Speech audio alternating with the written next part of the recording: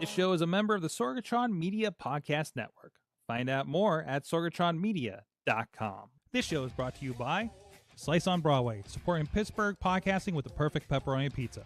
Production services by Sidekick Media Services. And listeners like you, supporting us at patreon.com/awesomecast.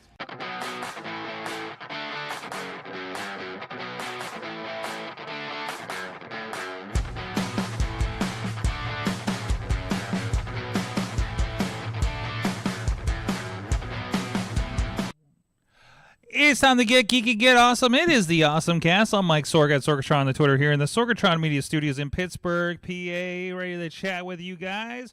With my awesome cohorts, first of all, from Studio C in the Big D of Dormont, PA, he is a gadget guru of Big Bank International Esquire. He is John Chichilla.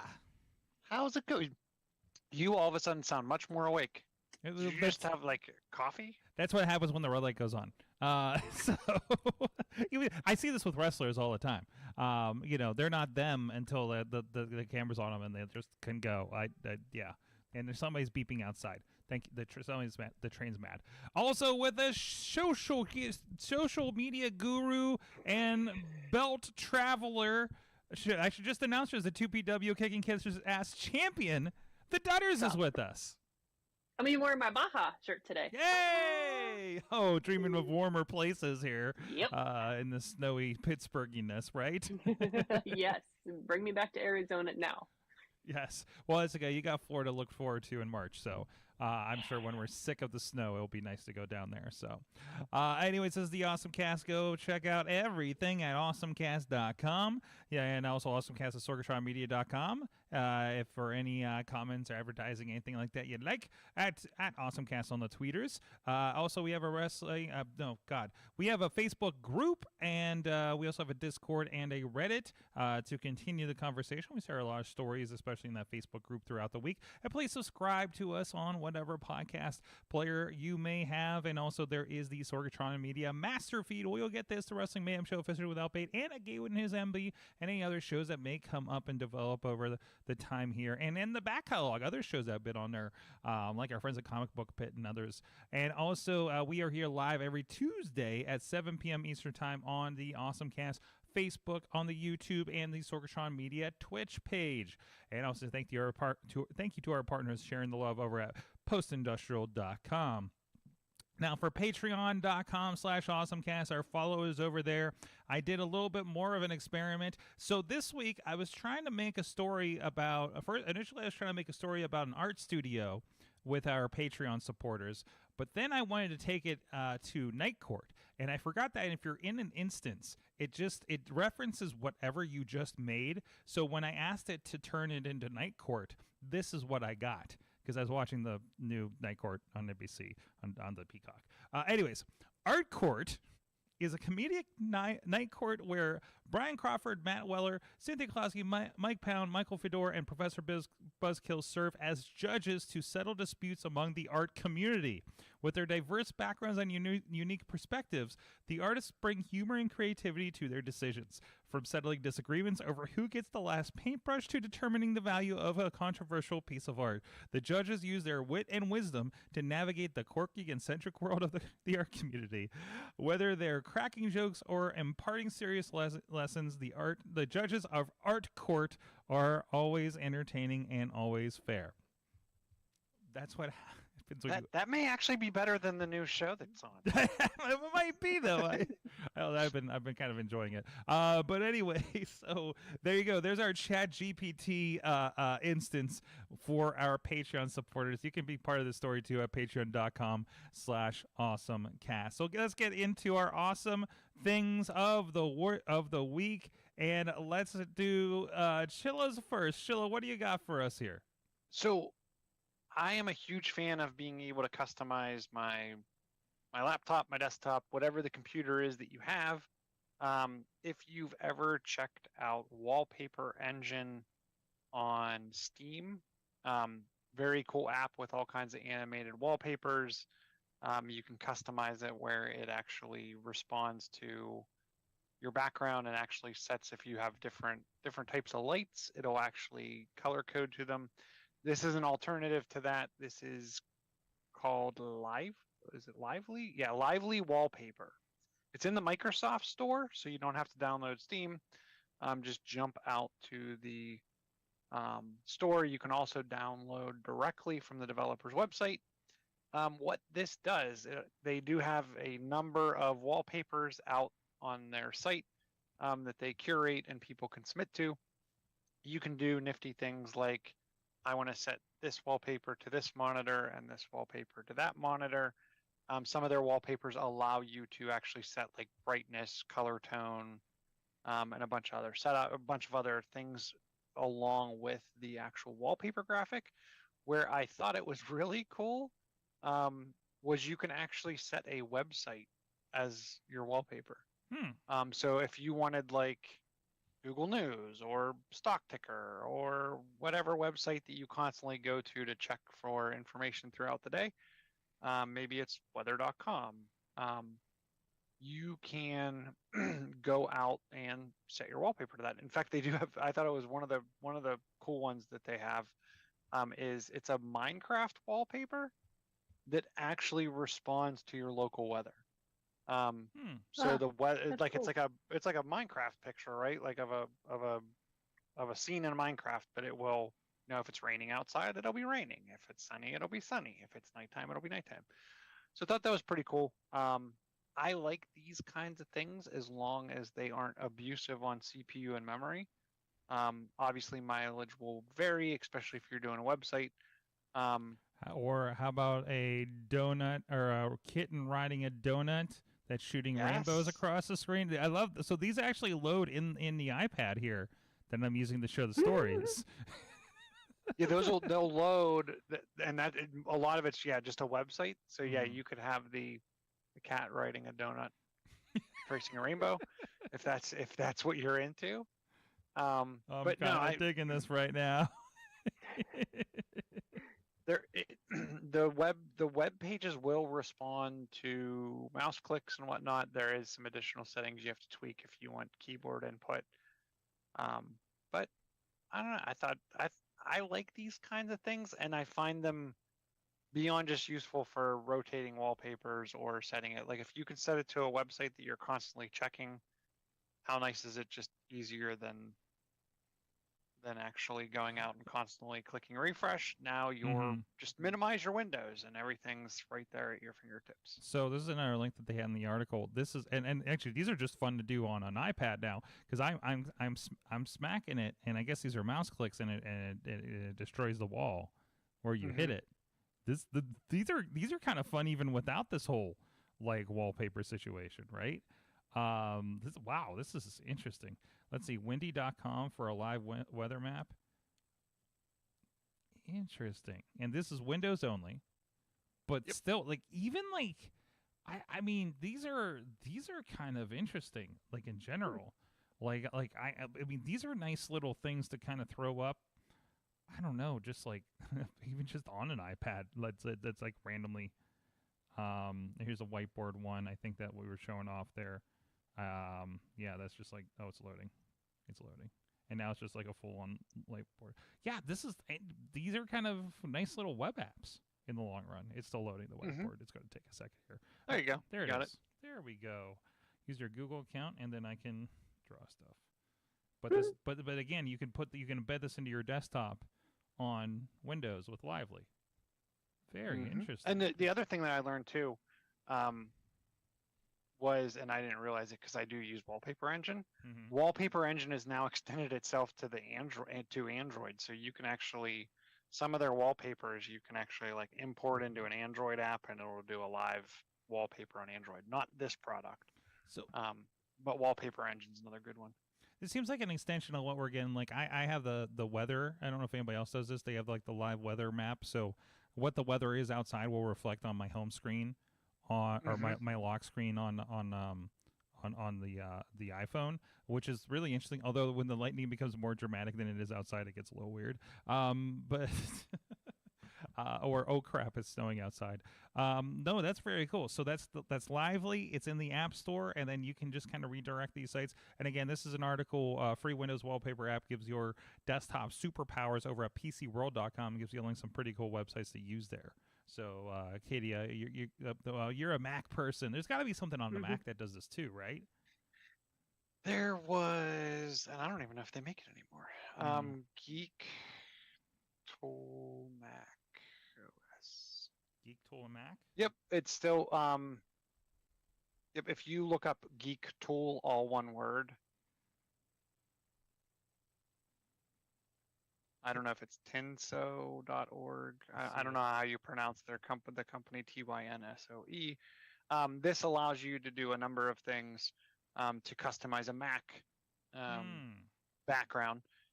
In fact, and it's interesting too, right? It can actually run scripts and output them, and you can change the font of the output. You can do all kinds of cool stuff. You can do a Geeklet that's a web page or whatever. But the one thing I was using this for was I actually had a script that was running, and it was grabbing like free space, and it was grabbing CPU, and it was grabbing a bunch of different things periodically. And then you could actually show it like a little diagnostic panel right on your device. Here's a video showing it off here that we're showing right now. So that's very cool. Can you drop a link for that in the show notes as well, please? I can, sir. Thank you.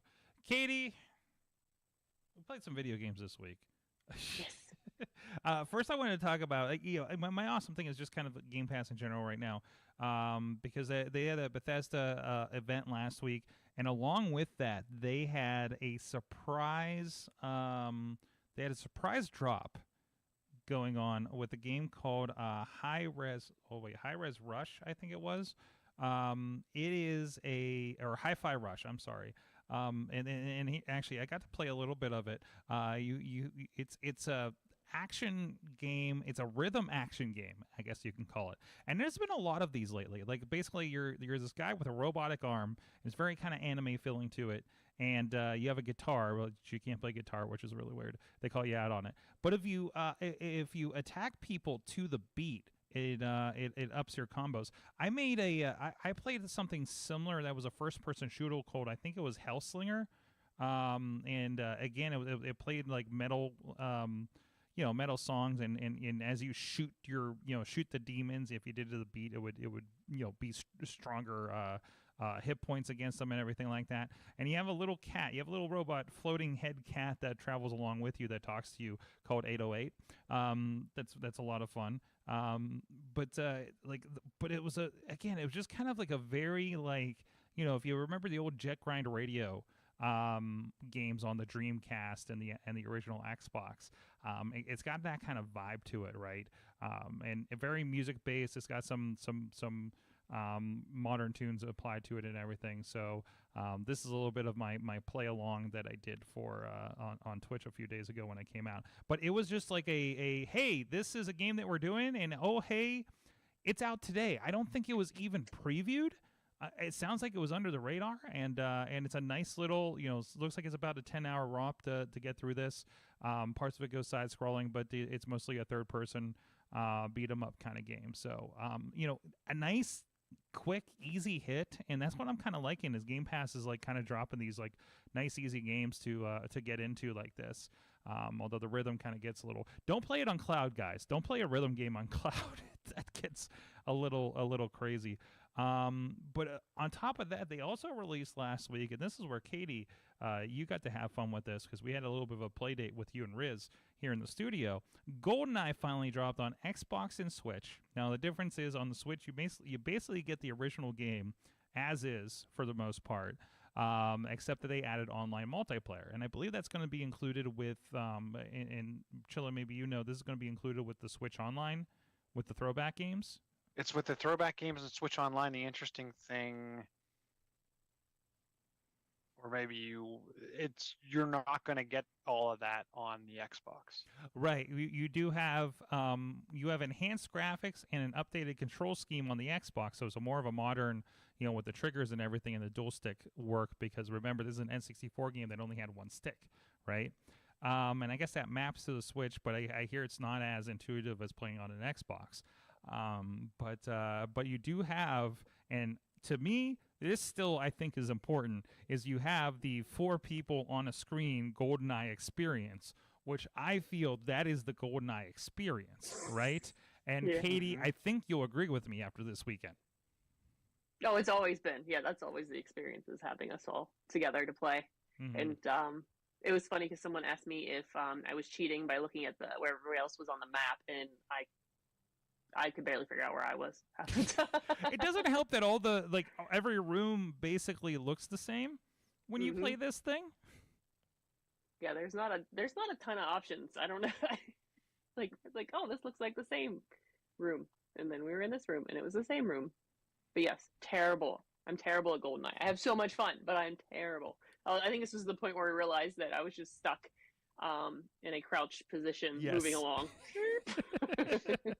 Even just little things I tried to play the first level by myself when it launched Thursday night, and I couldn't figure out what I was supposed to do because there's it's that era where we just gave you no guidance to what objectives are other than read this thing and figure it out. And again, in levels that just look the same, right? So we had some good 3-player sessions going here that we were streaming over on the Sorgatron media channels. But they were they're just it's so bad because it's so early, right? But it's so much fun. And here I am shooting at Katie, and you just would not go down. Yeah, you'll never take me. And it's fun to watch. What was the thing that you could do? Wasn't one of the weapons a watch? I can't remember what it did though. Did you plant explosives and it was remote detonation? I think it's there's a laser watch. I know. There's a laser watch. A laser cutting watch I saw in the preview. So, but it's been so long. And I'll be honest, I only played GoldenEye a little bit, at a cousin's house when we visited or something like that, right? So this was really cool to kind of jump into something like this. And even Perfect Dark, I never got to sit with friends and play, or anything like that. So I like this. It's a nice little throwback. It's a fun, simple multiplayer first-person shooter that I don't think. And Katie, you keep saying that you're just absolutely terrible at first-person shooters, but I position that I don't think anybody's good at this game. Oh yeah, well, no. You take that back right now. 'Cause, you were like, I don't know what I'm doing, and then you were like, "You're dead, you're dead," and I was like, "Oh," and then you killed me like 20 times in 5 minutes. We'll turn the handicap back on next time. So Mm-hmm. yeah. You're like, I'm no good at this game, and then you were destroying all of us. Well, Mm-hmm. and then you also got introduced to another game this week. Goat Simulator. That was so much fun. I didn't know Goat Simulator was multiplayer. Mm-hmm. Yep, we had fun. I kept trying to destroy other goats and people, as one should. And yeah, it was so much fun. And then going down slides, and then we were in Space Goats. It was a weird adventure of being in space and trying to figure out those missions, because they were. I don't know if we ever really like figured it out. Well, we were really good at collecting money, and then things would just happen around us. I think that's what was happening. It was like, oh, look, that person has money, and then we'd have more money, and then, but it was also fun just destroying people and them being very upset with us. And then at one point, I think Riz and I both got caught in space, like between the actual, like it was a total glitch, and it was like, oh, we can't do anything anymore. We're just kind of floating through here.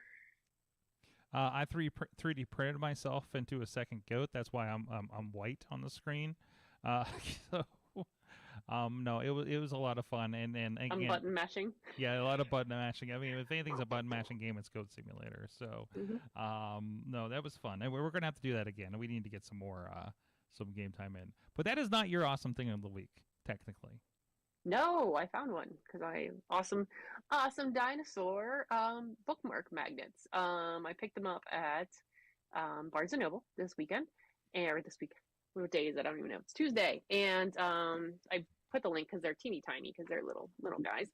But there's one, he's got glasses and he's holding a book, and then there's one wearing a hat with a bag, and then one's listening to his iPod, and then or maybe yeah, it looks like an iPod, maybe Zune, and then another one with a backpack and carrying a coffee.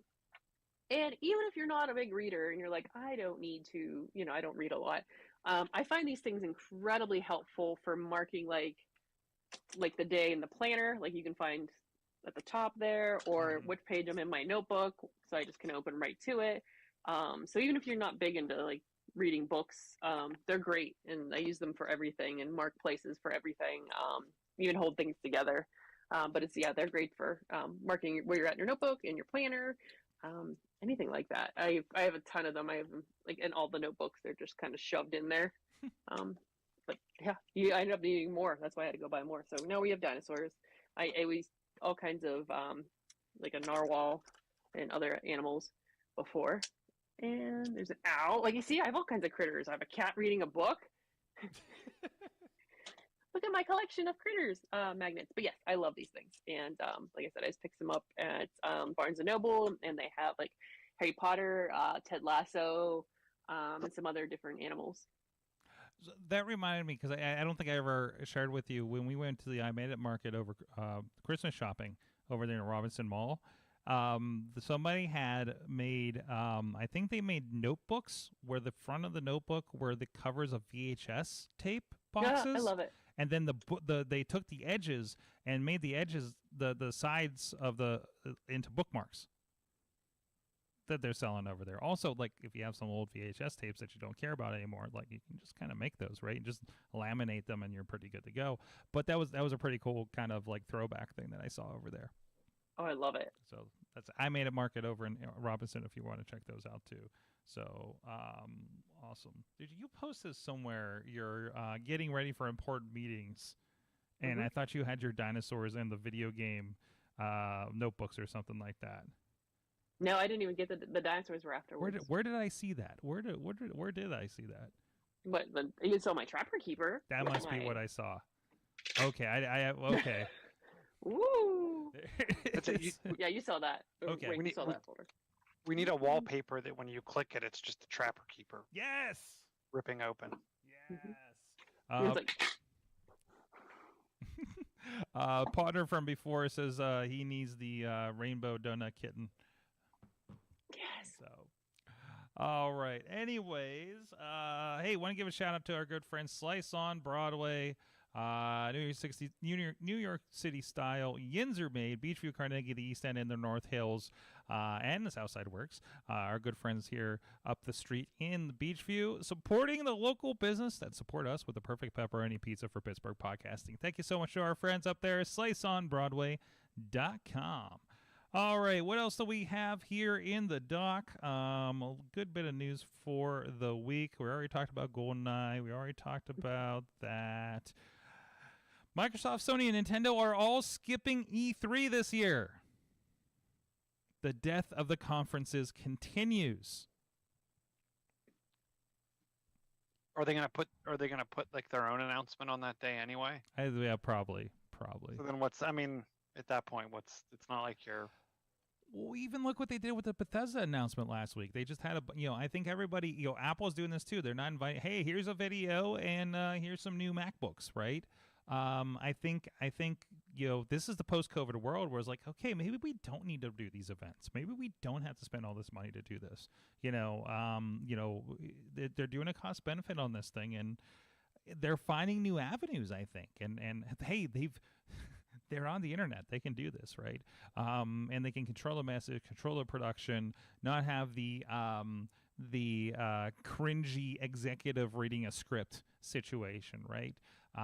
So I think that's going to be all of them are going to be going towards this. I think you're going to see an ever-shrinking E3, just like we've seen a relatively shrinking CES. I hear CES was kind of back to almost regular size, not as many people like you could actually walk the floor that people were amazed at when they were seeing pictures of that on shows that frequenters that I listened to on podcasts. No, I think just people are over that experience, right? They're just gonna have to open it up to the public again. Probably, because I think PAX is doing okay still. I haven't been following that scene because it's like there's not much. No. I feel like when you tried to follow, like even during, it was like, well, we're doing it. Well, we're not doing it. Well, we're kind of doing it. Mm-hmm. Well, it's online only. Mm-hmm. Like, just do it online. Let everyone watch. Interesting. Well, we'll see what happens with that. I mean, I'm seeing, I am noticing, I know I'm getting more conference videos and stuff going on, but they're putting them all online. And I don't know if that's something they were doing before COVID. I don't know how some of these events have been doing. I know, Potter, you're involved, and we've talked a little bit with you on last time about what's been happening with events and the expectation of virtual and things like that too. So, at least WWDC and some of the developer conferences, mm-hmm. even if you were there, because you can't make it to like everything, right? They were recording a lot of them and then posting them online. And I would argue developer conference, there's a lot more value, right? Mm-hmm. Being in person to discuss as a developer, the ins and outs of what you need, right? And plus the networking of something like that. I don't know if that's quite as important, or obviously these three big companies, console makers, don't think so for something like E3. So, and this isn't the only conference either. There is still like Gamescom in, I think, Germany or something, and other events through the year. Maybe it makes more sense to focus on things like PAX that are bringing more of the customers in, the enthusiasts in that can talk about this stuff, as they're going towards influencers on Twitch and YouTube and Instagram, that can mark a shift there too. So, be interesting to see where that goes. Chilla, what is Project Ghost? So I thought this was super interesting, and I think this was just covered today, if I'm not mistaken. Yeah, it was 7 a.m. this morning. The Verge covered it. So Project Ghost is a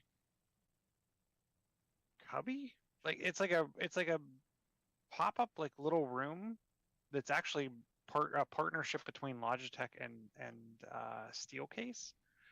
But what it is like you sit in like this little room, like almost like a phone booth, but it's more of like a video chat booth.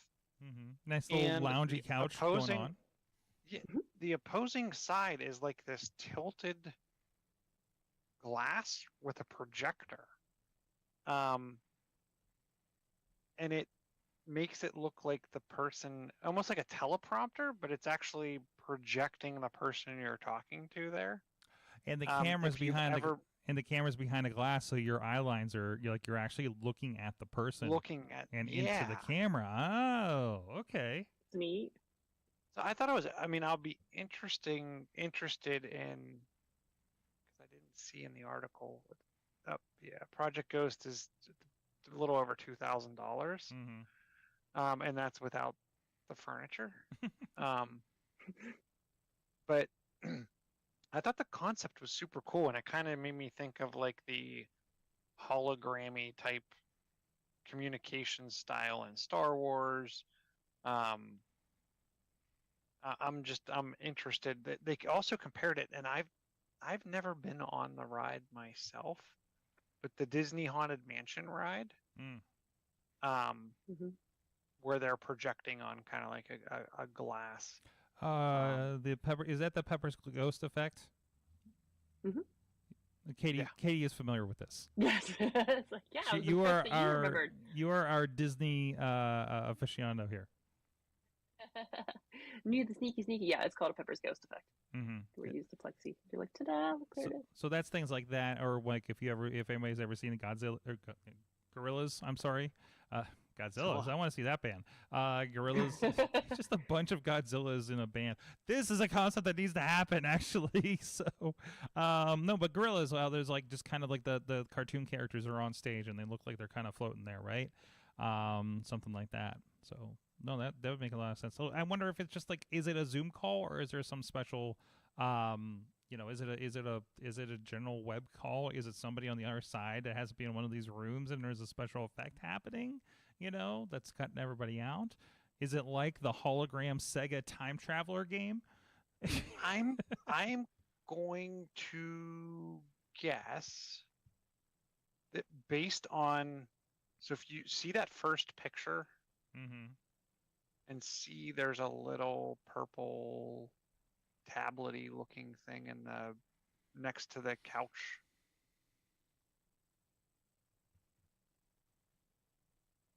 No, in the first, at the top of the article. Oh, at the top here. At the tippity tip top. Yes. See that little purple area? Yeah, I thought it was a Roku remote. I think what that is a Logitech Tap, which is like their tablet that goes on the conference room table, that lets you connect to things like Teams or Zoom or insert your favorite video conferencing solution. I'm guessing that they're going to try to make it work with almost anything.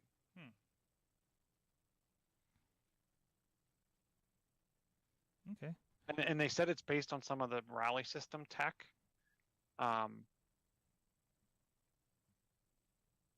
So that's like just their base video conferencing equipment. So this seems to be in it's kind of early development because these are renderings and these are like sketch drawings we're looking at for some of the technology. I thought it was interesting because I saw one of these was actually being auctioned off, something like this. These pods, these soundproof pods for meetings that you'll see sometimes. Again, if you see some Japan travel videos, there's some that you can like get work done and sleep in like in the train stations or something like that. And now I can't find the link for it. Oh, it's right here. But I think it was funny. This is like about a $4,000 or $5,000 thing called Room. You can go to room.com and it's literally a phone booth. But he's on his cell phone. Have you been to the Sheraton in the Station Square recently? No. So go into the Sheraton in Station Square and walk in the front doors, and there's like their little entryway, and the front desk is to your left. Look to your right.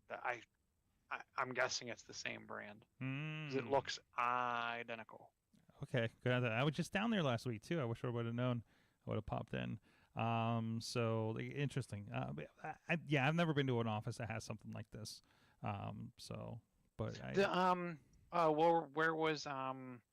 What was over? Is it Nova Place? What's the co-op over? The Innovation Works, Alpha Lab. I think is over there now. I think there's other stuff too, isn't there? Alloy 26. maybe you're thinking? Alloy is that's like the co-working space, Yeah, right? yeah. Mm-hmm. They had those there. Not Oh. that same brand, but like years ago. Yeah. I went over and did a walkthrough of that space. Yeah, I haven't been there for Ooh. years.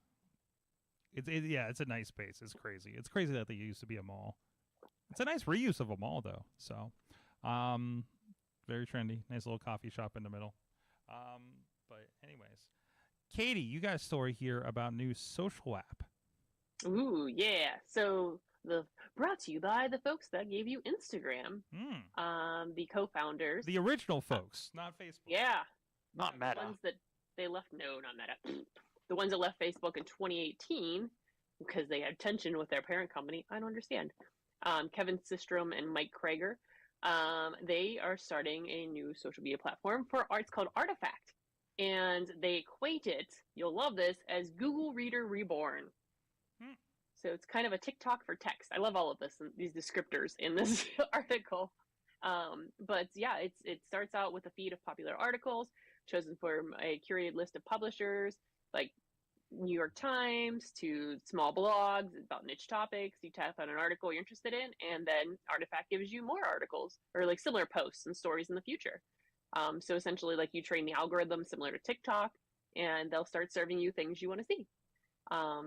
Yeah, so I guess you can start waitlist today. It's a beta, testing 2 more features that they're expecting. One is a feed showing articles posted by users that you've chosen to follow, along with their commentary on the articles. And then the second is the direct message inbox. You can discuss posts you read privately with friends. I am hoping this is all it says it's going to be, because I missed Google Reader. Like, I missed having that curated, like, here's all the stories that you are going to be interested in or you should see today, especially keeping up with things in social media world. I found that very helpful. So let's hope that this is a nice replacement for it. Interesting. I've been kind of poking at. I actually downloaded it because I saw an ad somewhere. There's another one called Placey that's open, and it seemed to talk about how it was going to be. You can. It seemed to be it was like Instagram Maps with Reels kind of situation, but really I opened it up and it really just kind of looks like Instagram. So I don't know where I don't know where the appeal is, because it just looks like every other thing with less people on it. So I've been trying to figure these out. But I guess we're poking at all kinds of these things right now, right? This is kind of the opening right now with everything that's going on with the big social media, and everybody's kind of unrest over those, right? Yeah, absolutely, because we're dealing with all kinds of fallout in that now. People are tired of these platforms, and that becomes a problem when we're like, okay, who do we talk to? Where is everyone? And the fact is, people are still there, and people are going to be there for a good long time. But still, that doesn't help. The people who are definitely looking for other things at this point. So, or maybe we're the canaries looking for it now, and to see what the next thing is people are going to end up on a few years from now, right? That's our job. That's our job. It is. To download every single social media. This is the next big thing. Use it for a bit and watch whether or not it fizzles out. Do you trust these types of startups giving them your phone number? Ooh, that's a good question. I feel like my phone number is useless at this point. So, actually, I just feel like I just don't want any more spam text messages. Yeah. Well, I don't think there's much I can do about that at this point. So I'm looking at, like, it's giving me random ones, and I'm wondering if these are even local. Youngstown, hey, that is kind of local. Look at that. Switchback Raceway. I don't know where that is. It keeps serving me this Blocker X porn blocking ad. I've seen it a lot. Don't make those decisions for me. Yeah. You can't tell me what porn to block. Anyways, to watch or not watch. that seems overreaching. But yeah. Anyways, Netflix just added tons of workout videos. So they've added a bunch of videos from Nike Training Club. So if you've been looking to get some workout on and have been not up for the price of iFit or the getting into the Apple Fitness or don't have an iPhone, apparently this is an option, because, hey, you probably have Netflix anyways. So yeah, it's Nike Netflix workout videos. They're that training club kind of situation. They have things like Hit and Strength, Kickstart Fitness. 2 weeks have stronger core and falling in love with yoga. Ooh, and feel good fitness. There you go. There's a few episodes. There's different times, 10, 20, and 30-minute workouts. This looks like it might not be as fleshed out, perhaps, as you would have over, with an Apple Fitness or an iFit situation here, right? And we've poked at both of those. I just like walking every day at this point. So, but yeah, I guess if you just look up the Nike Training Club, you'll find videos like this. Yeah, here's Hit and Strength with Tara, and there's a good line of episodes as part of this. I don't know. I guess this is probably just a whole other service with the Nike Training Club, or I don't know if they're exclusive necessarily. Actually, I want to do a real quick search and see what kind of comes up for that. So I don't know. You guys, go ahead. They have a YouTube page with over 6,000 subscribers. Whoa! So just free YouTube, or is that a membership? It looks like free, like because part of another article was talking about it. So it seems like it's just kind of an extension of their brand over there. Yeah. I was kind of surprised it's not a service. Yeah, that is surprising because like Nike likes to make us pay, like Under Armour likes to make us pay. Mm-hmm. Everybody likes to make us pay. Yeah, here's the website. If you go, this is just under Nike.com apparently, and under new and featured, and yeah, there's some more training. There is a Nike Training Club app you can get as well. So my guess is it's going to be a little more extensive than whatever they're giving you in Netflix for the time being. This always throws me. Why do you put a QR code on a website? That is weird, right? I don't think so. Like, No? I now feel so. I guess I'm looking at it like if this was on a kiosk or this was This is on a website, and I want to bring it up on my phone. my phone. I guess that's like texting yourself a link to the App Store link, right? Right, and like I find myself doing that more and more. Mhm. Like I actually like at work in our messaging app, I will message myself like a quick to do or a quick note. Don't forget to take the garbage out when you get home, or like and who was it? Someone I can't remember. I met someone and I said, "Hey, can I get your phone number?" And they said, "Yeah." But like I was in a hurry and I didn't have time to like open contacts and, go create a contact and go fill in their name. I knew who they were, right? So I'm like, "Oh, I'll just text myself your phone number." So, just out of curiosity, I went and opened the very same website on an iPhone. This must be because this iPad Pro is detecting as a desktop.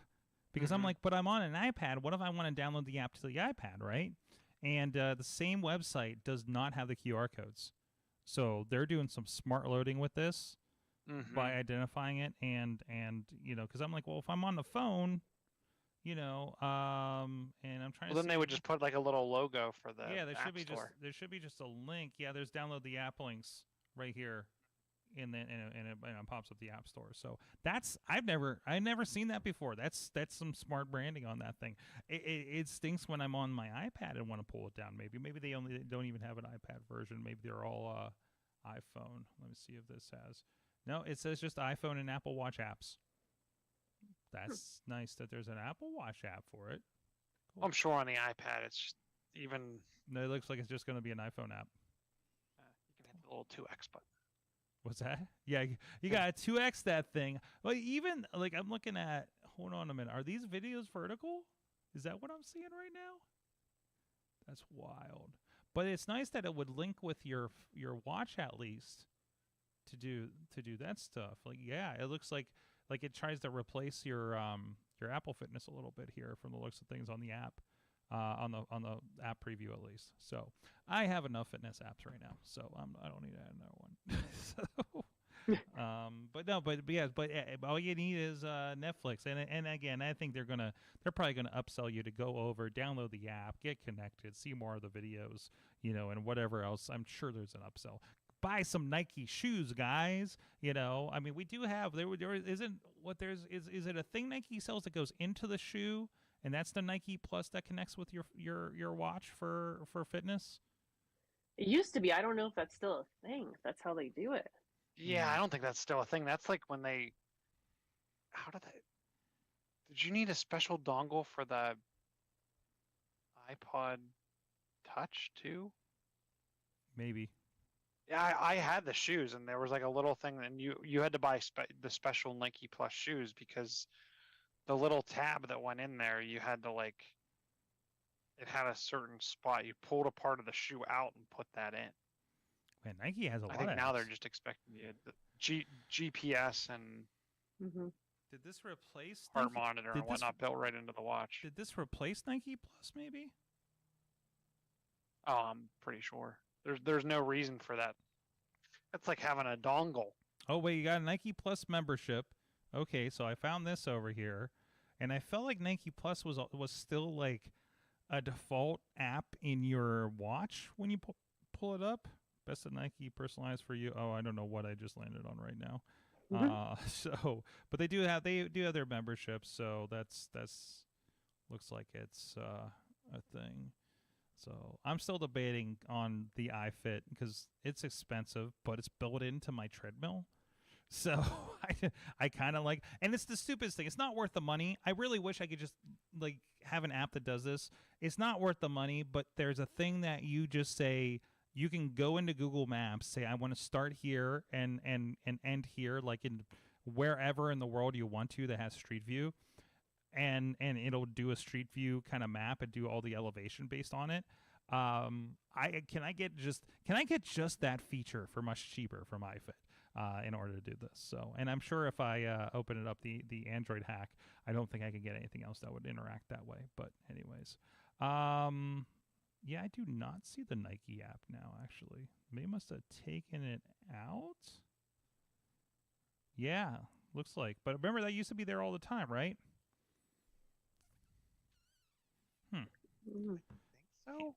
What's that? I said I think so. I can't remember anymore. It's been so long. It's been so long. It's been a while since they've done Well, the no, Nike but, like, I edition, feel- isn't there? Yeah, I don't know what's on the. Maybe that's what you need. You have to get the Nike edition now to get it. Like I'm trying to think of like the Nike Plus that I literally ran on the iPod Touch. Mm-hmm. I saw it was like came out in 2006. That explains it. That's why. That explains it. It's been a little bit. But it's surprising because like Under Armour owns Map My Run now. Okay. That was a big running and training app, and now it's a whole community, whatever, blah blah blah. But that's Under Armour, so it's interesting that Nike's kind of. Well, I don't yeah, know. I feel like they're kind of behind us. Yeah, because NordiTrack owns iFit, I believe, or is one of the partners at least with it. That's why it was built into the treadmill, right? So, you know, you're going to start. I mean, that gets you. You want to. What everybody wants to be the content provider. They don't just want to sell the thing. You know, it's about, you know, hey, we sold you $1,000, $2,000. I saw like $4,000 treadmills. I didn't know they even got that expensive. Those are crazy. Those are the ones with like the 32-inch screens. Apparently, when I was reading it. Yeah. Does it run for you? No, it feels like you are because the screen's so big, and then it pulls up a giant thing of makes you look like you're in the Serengeti. You know, I know Missy. You know, I mean, we basically the tablet on ours, I think, is relatively. It feels like an iPad Pro size. Maybe or maybe just a normal iPad size on it, and it really just looks like it's just a. Hey, there she is, right there. I was about to talk about you running with wildebeest. Anyway, in the Serengeti, but anyways, but yeah, it's interesting. So I don't know. I'm debating. Like I kind of want to just to get the use out of it, but it's like we have Apple Fitness. Like, isn't that enough? You know, kind of thing. But it doesn't actually move your treadmill for you, so that's the difference. What else do we have here? What are we doing for time? All right. You want the bad news or the fun news? We'll do the bad news then the fun news. Okay. I don't know. Which bad news do we want? We want to talk about the AIs or what's happening with WhatsApp? Let's do WhatsApp because that sounds like an advisory to me. Yeah, so people are sorry, I'm just taking over Doug's story. I'm now Please. Doug. Hi, I'm Doug. He's not here to defend himself. Yeah, jerk. WhatsApp hijackers are taking over your account while you're sleeping. And the reason that I'm definitely want to talk about this is I get every so often I will get the email from Facebook at like 3 or 4 in the morning, the access your account with one click, which tells me that someone was trying to log into my Facebook account and could not.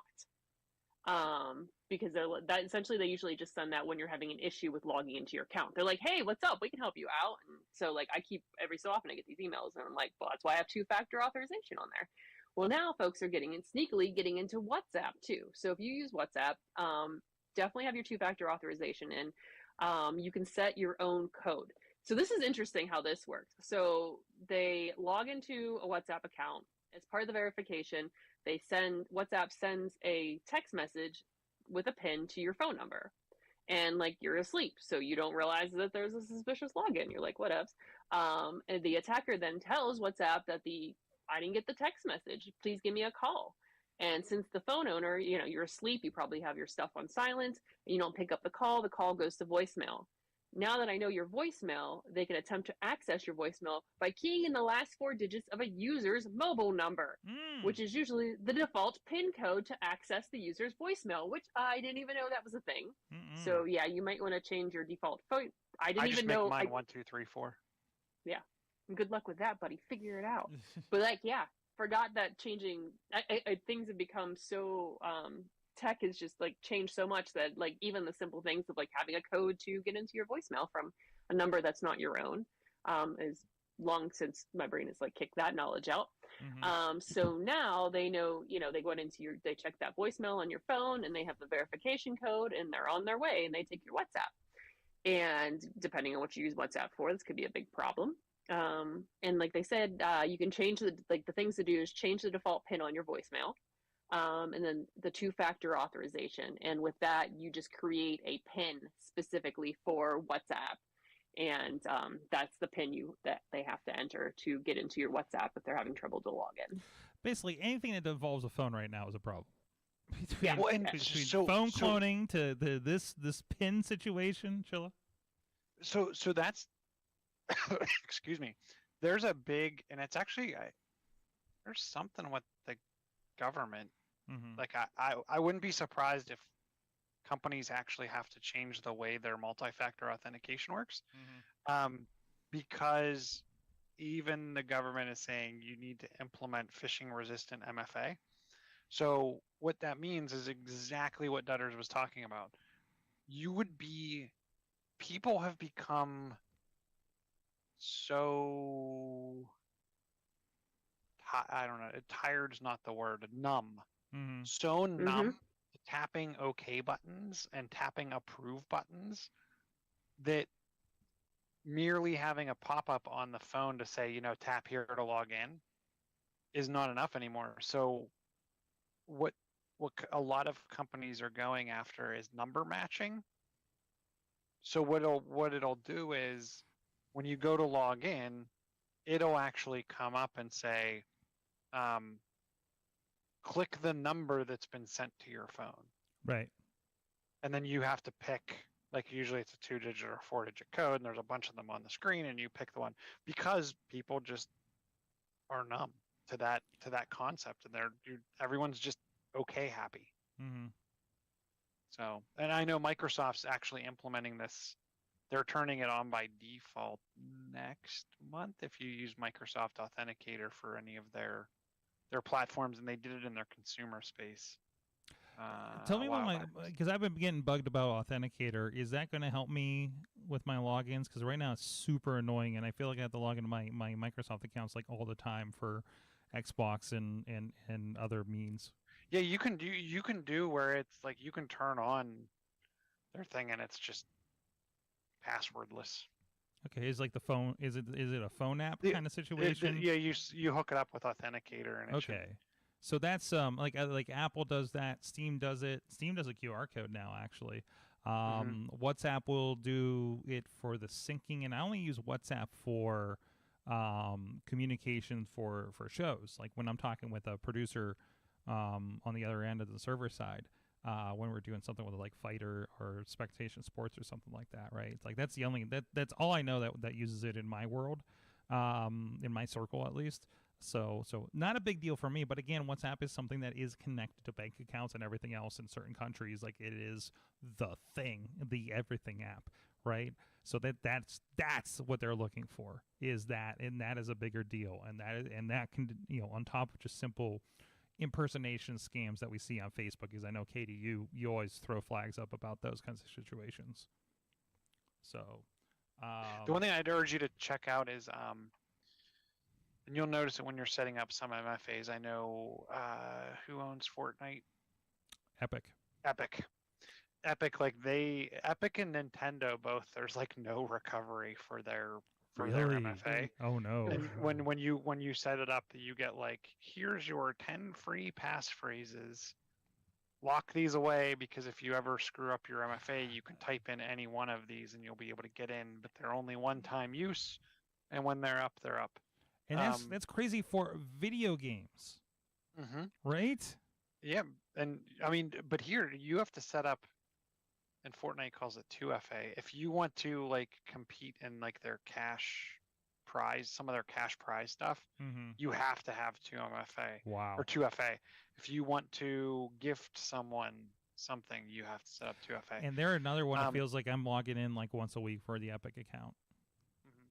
The interesting thing on the Microsoft Authenticator will let you back up, I think it's one device, to iCloud. So if you ever needed to restore your authenticators, you can restore from iCloud. Google, I can't remember if it the Google Authenticator, I can't remember if it let you back it up. But if you want to transfer devices and authenticate, or in Google's Authenticator, on the phone, it has a QR. Like you say, transfer to another device, and it brings up the QR code on your device. You point the one to the other, and boom, your authenticators are sucked off there. Let's work on our phrasing, but other than that, good information. But anyways, this is really good. We should really put this one up as an awesome tip on the YouTube for people, because that's some good information. And I am downloading Microsoft Authenticator now to try to do that. Get my accounts up to snuff. You say Epic is Epic does, like, I got 2FA where I get the code through the email, but is there is there an app? I don't have the 2FA set up via SMS code. I have it set up with the Authenticator app. I have my Microsoft account in there. I have my on Nintendo Switch. You say the Authenticator app. Is the Microsoft Authenticator, or is there something else? Yeah, you're right. Microsoft Authenticator. So that will set up with Epic as well? Yes. Okay. Wait, do I have to log in with Microsoft in order to do that? You still have to log in. For the Epic one, I'm not sure. I'm trying to look up how to go passwordless. Okay, we'll take a look at that, because I would love that, because my biggest hang-up with Epic, and then we'll get out of here, is I go to play GeForce Now on my Google TV, and it wants me to sign in to Epic, through a controller. And I'm like, no, this isn't happening. So that's been really, really annoying. But a lot of times the different systems will also say, like, when you get the login prompt, it'll say login with app or something like that. Yes, and it'll send the... I've seen that with some of the other. Adobe does this as well. Adobe has their own authenticator, and I've been using that for a while. Because we have, like, two seats on it, but I have, 3 computers. So I'm kind of juggling a little bit, So, things like that. So, well, this has been informative. Chilla, always considering the technology, because he's got to keep everybody safe at Big Bank International Esquire. Do my best. That's right. At Chilla on the Twitter if you have any further security questions. John Chichilla on Facebook. Yes, and of course the Dutters. Kate Dutters on the Twitter, Kate Murray PGH on the Instagram. You can see her recent trip to South Bend, Indiana. Woohoo! Among other things. Touchdown Jesus. Yes. Did you say you met Touchdown Jesus? Yeah, well, went to Touchdown. I met They him. had a conversation, said, hello, how are you? Belt. I was like, what's up? And he tried to challenge me, and I said, no. That's right. It's like, no, you're taller than me. You can't handle this. Yes. You will also be our official judge and host of Mayhem Mania on the Wrestling Mayhem Show. If you're joining us live, that's going to be going down around 11 p.m. here on all the feeds for Wrestling Mayhem Show and IndieWrestling.us. So that's going to be fun. With a lot of fun in store. New graphics are coming and everything. So I think we're gonna have fun with that. Going back to basics, but with the Dutters. Yay! I'm excited. Going basic Dutters. Yeah, because there's any sort of version of basic Dutters. Yes, whatever that means. Find out at 11 o'clock if you're joining us here live, or check out the second half of the Wrestling Mayhem Show podcast for this week when it drops.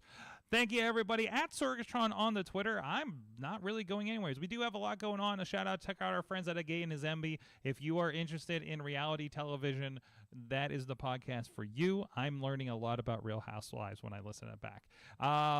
What else do we have? Oh, hey, shout out to our friends at Next Pittsburgh. In other news, with Natalie and Tony just started and is recording here in the studio.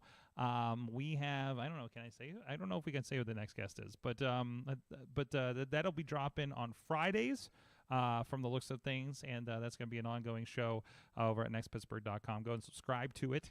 And also, we have Top Rope Tabletop this Friday. Pro wrestlers playing Dungeons and Dragons. They added a new member, a recent transplant from the Cleveland area, and he was very excited, and it was a lot of fun. So look for that. That will be on the IndieWrestling.us properties, including the network, so on Friday evening. And I think that's all. Is that enough? Is that enough? A new streaming thing coming up Thursday night, but it's wrestling. It's just straight wrestling. So if you just follow IndieWrestling.us for that information. So thank you, everybody. You have been our awesome audience.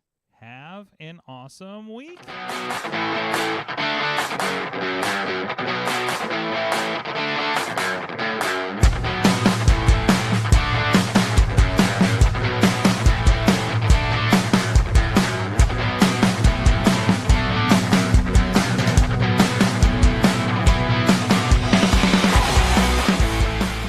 This show is a member of the Sorgatron Media Podcast Network. Find out more at Sorgatron.